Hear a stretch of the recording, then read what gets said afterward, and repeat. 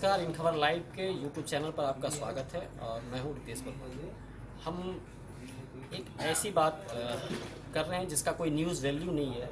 ये एक सिस्टम की बात है कि हम जब सड़क पर निकलते हैं तो अपनी गाड़ियों से निकलते हैं और उन गाड़ियों को जब आप खरीदते हैं तो उसके लिए सरकार को एक तयशुदा रोड टैक्स देते हैं। जैसे आप अगर दिल्ली में कोई कार खरीदते हैं तो वहाँ 7% के आसपास रोड टैक्स है। यूपी में खरीदते हैं तो वहाँ भी ये 7-8% टाइप का कुछ रोड टैक्स है। अगर आप की कार की कीमत या आपकी बाइक की कीमत 1 लाख रुपये है या आपकी कार की कीमत 5 लाख रुपये है, 10 लाख रुपये है, तो आप उसका 7% 8% रोड टैक्स देते हैं। ये रोड टैक्स आपका 15 साल के लिए सरकार आपसे लेती है, जिस 15 साल के लिए आपको वो अपने राज्य की सड़कों पे वो गाड़ी चलाने की इजाज़त देती है। रोड टैक्स का मतलब ये हुआ। और पिछले 10 साल 20 साल ये जो नई उदारीकरण जो नरसिम्हा राव के समय में देश में आर्थिक उदारीकरण हुआ, देश को का जो बाज़ार खोला गया, तो उस बाज़ार खोलने की प्रक्रिया में देश की सड़कें भी खोल दी गई बाज़ार के लिए। और जिसकी वजह से 1993 में 1993 में मध्य प्रदेश में इंदौर से पीतमपुरा, जो इंडस्ट्रियल सिटी है पीतमपुरा, उसको कनेक्ट करने के लिए 12 किलोमीटर का लंबा टोलवे बनाया गया, जिसको शुरू में तो बहुत अर्निंग नहीं हुई क्योंकि जो उस टोल रोड पे पहुंचने के लिए सड़क थी वो नहीं थी। लेकिन सरकार ने जब वो 1.5 किलोमीटर 2 किलोमीटर का पैच रोड बनवा दिया, अप्रोच रोड बनवा दिया, उसको इंजीनियरिंग के शब्द में अप्रोच रोड कहते हैं, लिंक रोड कहिए, तो उसके महीने की कमाई 6 लाख रुपये थी और जिसमें खर्च जो था वो सिर्फ 60,000 रुपये था। तो वो जो स्टार्ट 93 में देश का पहला, आप उसको मान सकते हैं, toll road Indore Pitampura toll road. आज देश में 372 टोल प्लाजा हैं जो national highway authority of India, जो NH राष्ट्रीय उच्च पथ राष्ट्रीय राजमार्ग इस देश में हैं। 92 हज़ार किलोमीटर से ज़्यादा टोटल लेंथ है राष्ट्रीय राजमार्ग का। उस पर 372 टोल प्लाजा हैं जहां आपको 40 रुपये, 20 रुपये, 100 रुपये, अगर आप आगरा एक्सप्रेस वे पे जाते हैं दिल्ली से, नोएडा से आगरा, तो आपको आने जाने में लगभग 500 रुपये 400 रुपये टोल में जाते हैं। अगर आप लखनऊ आगरा से जाते हैं तो आपको 500 रुपये के आसपास का वन वे, सिर्फ एक तरफ का टैक्स देना पड़ता है उस सड़क पे चलने के लिए। तो ये आप देखिए कि आप जिस गाड़ी पे चढ़ते हैं उस गाड़ी को खरीदने के वक्त आप टोल टैक्स मतलब रोड टैक्स देते हैं। गाड़ी को खरीदने की जो भी उसकी कीमत हो, शोरूम प्राइस, उसका आप 7% 8%, अलग अलग राज्यों में ये टैक्स वेरी कर सकता है क्योंकि राज्य सरकार इस पर टैक्स लगाती है, उसका परिवहन विभाग लगाता है। वही आपको रजिस्ट्रेशन नंबर देता है, वो जो रजिस्ट्रेशन नंबर मिलता है वो आपको रोड टैक्स देने के एवज में मिलता है, जिसके आधार पे आप उस गाड़ी को उस राज्य में चलाते हैं। और उस राज्य से बाहर भी आप देश में गाड़ी चला सकते हैं, देश के अंदर किसी दूसरे राज्य में, लेकिन उसकी शर्त यह है कि आपकी गाड़ी एक ही जगह पे 24 घंटे से ज़्यादा ना रुकी हो। मतलब दिल्ली की गाड़ी यूपी में 24 घंटे से ज़्यादा ना रुकी हो। ये चूँकि NCR है, बहुत ये रूल फॉलो नहीं होता, लेकिन आप दूसरे राज्यों में देखेंगे, अगर आप किसी दूसरे स्टेट के नंबर की गाड़ी लेके जाएं तो वहाँ आपको जो ट्रैफिक डिपार्टमेंट है उसके लोग परेशान करेंगे कि आप दूसरे राज्य की गाड़ी इस स्टेट में चला रहे हैं, तो इसको सीज करेंगे, हम फाइन करेंगे, या आप अपने लोकल नंबर का लो। तो हम जिस गाड़ी पर चढ़ते हैं उस गाड़ी के लिए सबसे पहले टैक्स देते हैं, रोड टैक्स। उसके बाद उस गाड़ी में जो तेल भरवाते हैं, जिस तेल के साथ हम उस गाड़ी को चलाते हैं, उसमें अगर हम 50 रुपये या 60 रुपये या 70 रुपये, जो भी आपके पेट्रोल डीजल का दाम है, 80 रुपये तक, उसमें उसके हम सरकार को 50% से ज़्यादा टैक्स देते हैं। मतलब उसमें ठीक ठाक जो अमाउंट है वो टैक्स का है। और उसके बाद जब हम आगरा एक्सप्रेस वे हो, वो ताज एक्सप्रेस वे हो, या NHI पे आप चले जाइए, आप लखनऊ से आप आगे बढ़िए गोरखपुर की तरफ, मुजफ्फरपुर की तरफ, हर 40 किलोमीटर 50 किलोमीटर पर एक टोल है, जहां आपको कहीं 50 रुपया, कहीं 40 रुपया, कहीं 80 रुपया, वो डिपेंड करता है कि उस टोल के सीमे के दायरे में कितने किलोमीटर सड़क NHI ने लोकेट किया। इस देश में टोटल 372 टोल प्लाजा ये वसूली कर रहे हैं।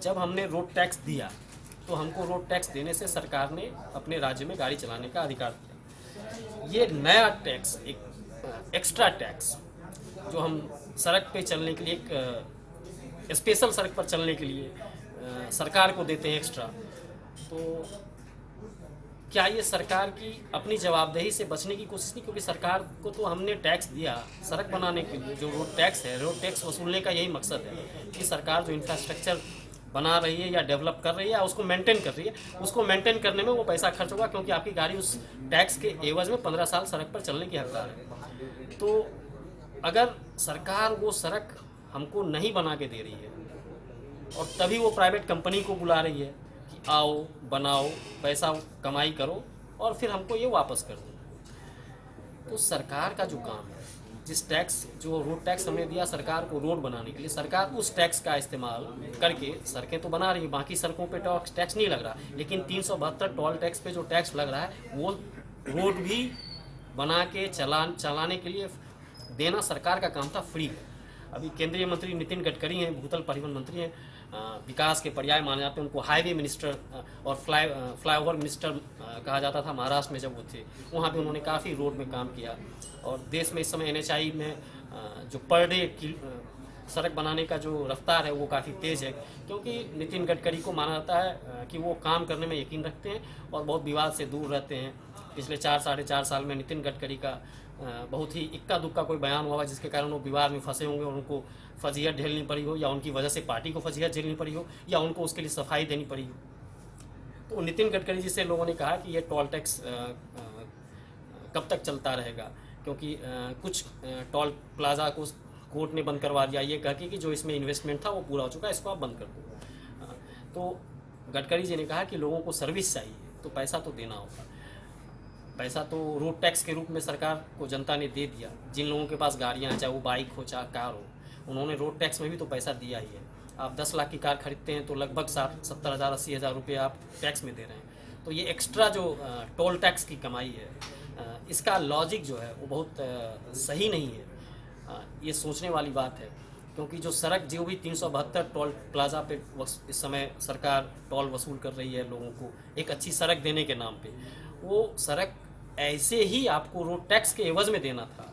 आप ये कहा कि आप पल्ला झाड़ रहे हैं कि हम अच्छी सड़क दे रहे हैं इसलिए आपको और अच्छा पैसा देना होगा। आपने जो एक बार दिया रोड टैक्स तो दिया, आप जितनी बार इस सड़क पे जाएंगे उतनी बार और पैसा देना पड़ेगा। ये एक उचित चीज़ नहीं है देश की जनता के लिए। और मैं कुछ फिगर पढ़ना चाहूँगा जिसके लिए मुझे कुछ पेपर देखने की ज़रूरत होगी। तो देखिए, टोल टैक्स की जो कमाई थी 2013-14 में, जब मोदी सरकार देश में नहीं आई थी, जिसमें मनमोहन सिंह की दूसरी पारी चल रही थी, वो लगभग 5300 करोड़ रुपए की कमाई थी। और मोदी जी 14 में आ गए थे और 14-15 जो वित्तीय वर्ष था उसमें ये कमाई लगभग 6000 करोड़ तक गई। और लास्ट ईयर जो 2017 की कमाई है, 2017 में सरकार की टोटल जो टोल टैक्स से कमाई है, ये 372 जो टोल टैक्स है उससे 22,820 करोड़ रुपए की कमाई है।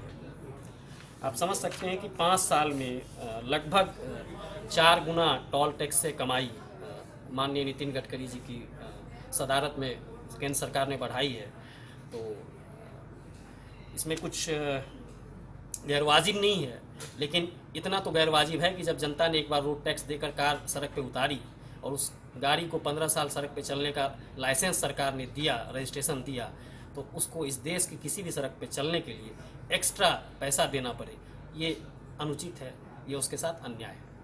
आप इन खबर के साथ बने रहिए, आप हमारे YouTube चैनल को सब्सक्राइब करिए, हमारे बेल बटन को दबाइए ताकि हमारे इस तरह के वीडियो आपको मिलते रहें, आपको झकझोरते रहें। और थैंक यू।